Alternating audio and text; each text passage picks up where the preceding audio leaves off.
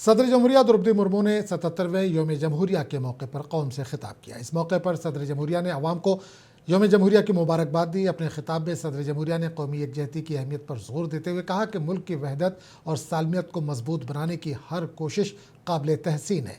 इन्होंने कहा कि गुज़िश्ता साल 7 नवंबर से कौमी तराने वंदे मातरम की 150 साल मुकम्मल होने की मुनासिबत से मुल्क भर में तकारीब का इनेकाद किया जा रहा है। इन्होंने कहा कि वंदे मातरम हिंदुस्तानी के दिल में हुब्बुल वतनी के जज्बात को बेदार करती है।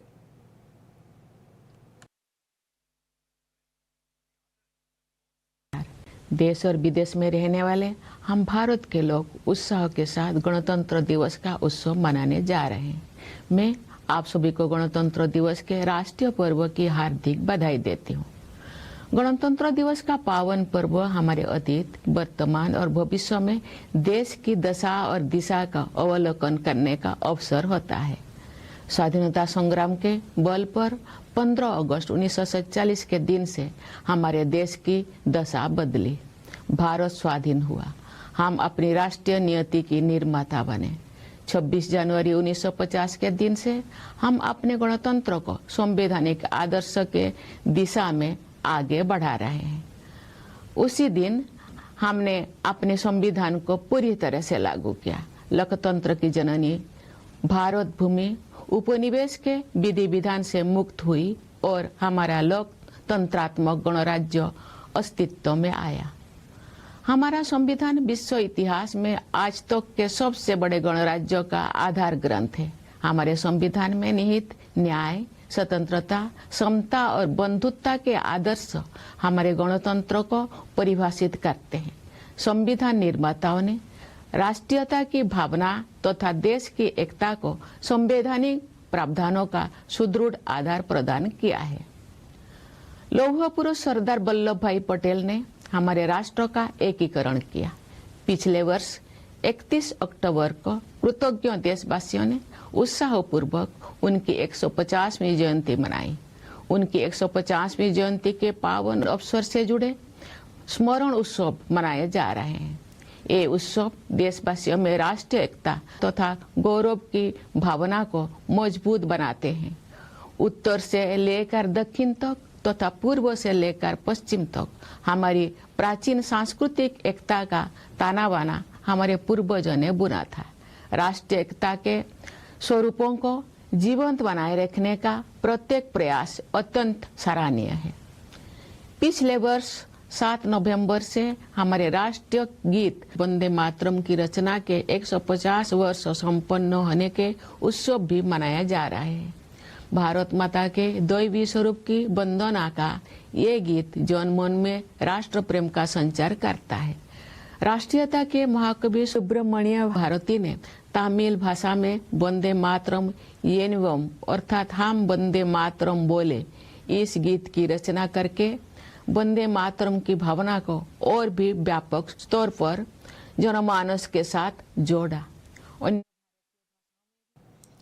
दिल्ली में योम जमहूरिया परेड की तमाम तर तैयारियां पूरी कर ली गई हैं। मरकजी तकरीब कर्तव्य पथ पर होगी। तकरीबात में आवाम की आसानी से शिरकत को यकीनी बनाने के लिए दिल्ली मेट्रो रेल कॉरपोरेशन ने ट्रैफिक के खुसूसी इंतजाम किए। परेड में मुल्क की सकाफत के मुनफरिद इम्तिजाज, इसकी फ़ौजी ताकत और उसकी शानदार विरासत की नुमाइश की जाएगी। योम जमहूरिया के ज़िम्न में लाल किले के अतराफ़ और कनाफ सिक्योरिटी के सख्त इंतजाम किए गए हैं। हुक्काम के मुताबिक आवाम की हिफाजत और पुरअमन रिपब्लिक डे की तकरीबात को यकीनी बनाने के लिए खुसूसी निगरानी बढ़ा दी गई है। योम जमहूरिया के ज़िम्न में पार्लियामेंट और इंडिया गेट को रोशनियों से रोशन किया गया है।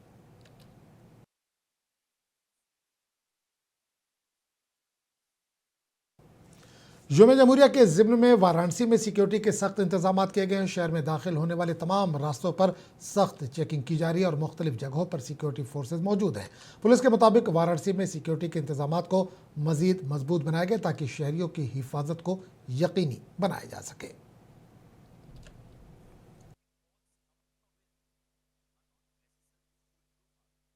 देखिए, कल 26 जनवरी जो गणतंत्र दिवस का जो हमारा वो है पर्व है, उसको हम लोग सेलिब्रेट करते हैं। उसी के उपलक्ष्य में जो कमिश्नरेट वाराणसी में और हमारे वरुणा जोन में हम लोगों ने लगातार जो है अलग अलग बिंदुओं पे चेकिंग करा रहे हैं। संदिग्ध व्यक्तियों की चेकिंग करा रहे हैं। साथ ही साथ होटल जो है, ढाबे हैं, वहाँ पे भी हम लोगों की जो टीमें हैं वो जा जाके देख रही हैं कोई बाहर का व्यक्ति नहीं कोई छुपा हो।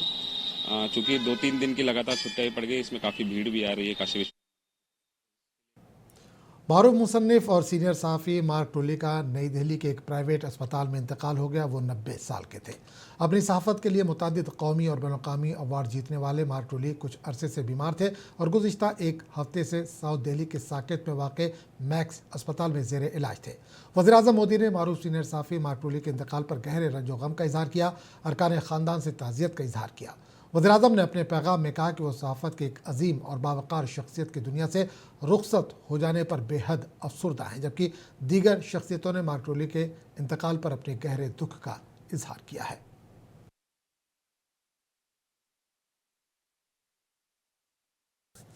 मरकजी हुकूमत ने 2026 के पद्म अवार्ड्स का ऐलान कर दिया है। अवार्ड्स की फहरिस्त यौम जमहूरिया से एक दिन कबल जारी की गई। इन अवार्ड्स में 5 पद्म भूषण, 13 पद्म भूषण और 113 पद्मश्री अवार्ड्स शामिल हैं। इस मौके पर मुख्तलिफ शोबेजात में नुमाया कारकर्दगी अंजाम देने वालों को अवार्ड के लिए मुंतखब किया गया, जिसमें बॉलीवुड के लिए खिदमत अंजाम देने वाले फिल्मी अदाकार धर्मेंद्र को आर्ट्स के मैदान में बाद-ए-अज़मर पद्म विभूषण का ऐलान किया गया और मशहूर फिजिशियन डॉक्टर नूरी दत्तात्रेय को पद्म भूषण के लिए मुंतखब किया गया, जबकि जेएमएम के बानी शिबू सोरेन को बाद-ए-अज़मर पद्म भूषण से नवाजा गया है और गुजरात से ताल्लुक़ रखने वाले फनकार धार्मिक लाल चुन्नी लाल पांड्या को पद्मश्री अवार्ड 2026 के लिए मुंतखब किया गया है।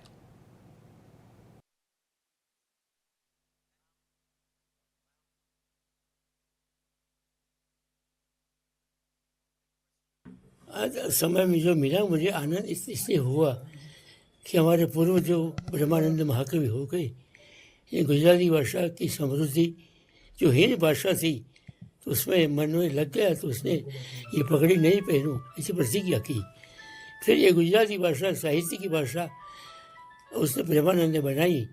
तब से यानी प्रेमानंद ने प्राचीन आख्यान पौराणिक आख्यानों।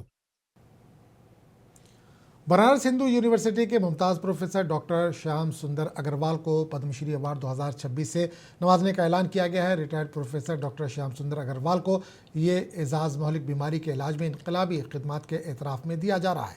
पद्मश्री अवार्ड के लिए नाम के ऐलान के बाद प्रोफेसर श्याम सुंदर अग्रवाल ने हुकूमत हिंद का शुक्रिया अदा किया।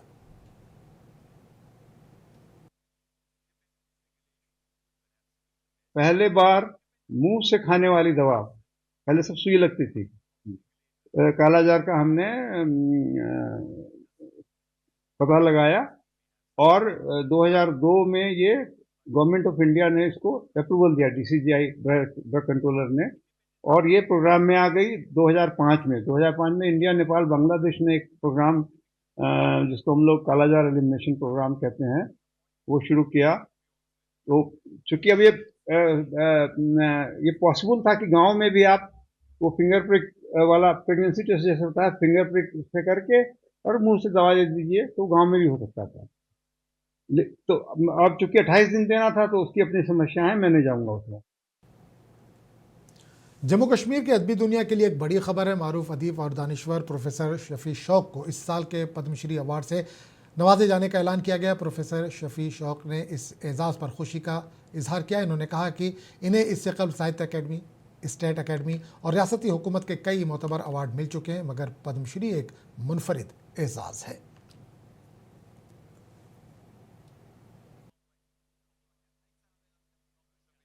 Yes, it's a moment of great honor for me, pleasure for me that my name occurs on the list of this year's Padma Shri awardees. I have received so many awards, including Sahitya Academy Prestigious Award, State Academy Award, and State Government Award. But since this award is an honor to me because my work, not only 45 books but 106 books in English, Hindi and Kashmiri. So all these books are widely popular among the reading audience. I am really amazed to know that even administration takes cognizance. Kerala के तिरुवनंतपुरम में वज़ीर आला पिनराई विजयन ने Kerala state film awards तकसीम किए। इस तकरीब में फिल्मी दुनिया से ताल्लुक़ रखने वाले अहम शख्सियात ने शिरकत की। इस मौके पर साल भर की बेहतरीन सिनेमा खिदमात को एजाज़ से नवाजा गया।